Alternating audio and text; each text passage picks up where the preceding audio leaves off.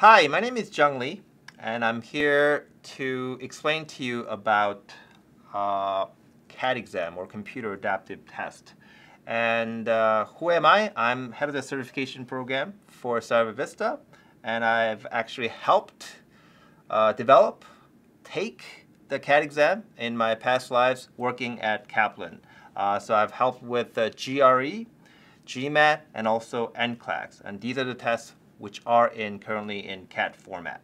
You're probably watching this because you probably have heard that the CISSP is going into Computer Adaptive Test.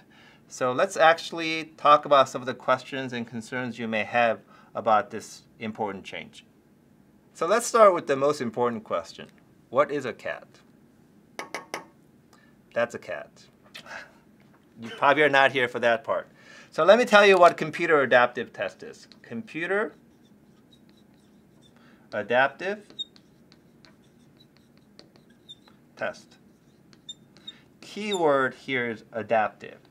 The test actually looks at how you're doing every time you answer a question. So as you're going through a test, let's say you got question 1 here.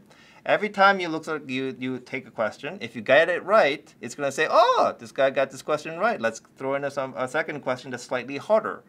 And if you got that question wrong, the second question would be slightly easier. So let's say if this is difficulty level, this is harder, and this is easier.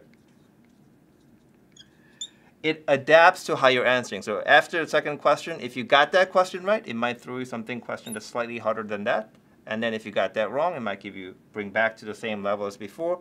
And the same branching happens over and over again. And this is very, very important because I'm going to draw you another graph on the side. The computer will throw you enough questions until it's sure or statistically sure that you hit the right level. And how does it know you hit the right level? And I'm going to explain that a little further, is when you get every other question wrong. And let's revisit that when I address the other question. So how does the computer work? So I'm just going to, at the bottom axis, I'm going to put question number 1, 2, 3, 4. And let's assume for the moment this is a passing level in the middle. And this is hard. And this is easy. And let's actually follow this graph down as you're taking the test. The first question, you got it right. Awesome. You are at the passing level right now. And at the same time, what's happening is that the computer is going to say, you know what, I'm about this sure that this guy, Jung, is going to pass this test after getting the question right. And after the second question, let's say, oh, I didn't get it right. Go slightly lower. Go down all the way here because I could correspond with that. And then at this point, computer's a little more sure. So that this is called the confidence level. Actually decrease. What I mean by that, it narrows because its computer's now more sure of where you're going to end up being. So this is the path. If you got it right, it's going to go up slightly higher like this. And then at the same time, the band is going to become narrower and narrow.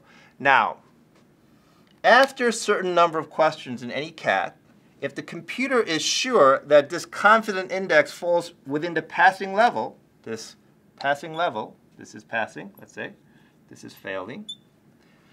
If you get in that level, it will say, you passed the test, congratulations, celebrate. If you actually, the confidence level's hanging out here, then you'll immediately stop and say, you know what, you didn't do a good enough job, come back next time.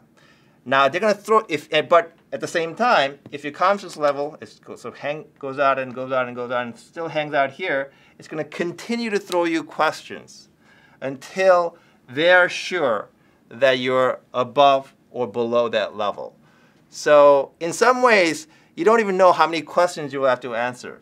You will know minimum number of questions you have to answer, but you will not know in the CAT that how many questions you'll have to answer in order to finish the test when you actually start the test.